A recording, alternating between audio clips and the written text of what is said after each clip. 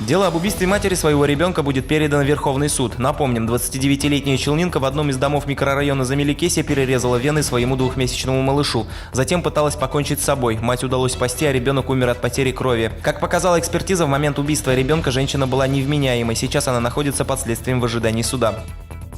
Челнинец Ринат Сафаров стал победителем Республиканского молодежного форума. Молодой человек защитил проект об использовании татарского орнамента в повседневной жизни. Он предлагает распространять этот элемент культуры, печатая узоры на чехлах айфонов, одежде, блокнотах. Его поддержали ведомства республики. Экологи пожарные вышли в рейд. В центре их внимания 76 садовых обществ в Тукаевском районе. Специалисты проверяют соблюдение правил противопожарной безопасности. Сегодня наша съемочная группа вместе с экологами и огнеборцами выехала в очередной рейд в садовое общество «Мечта».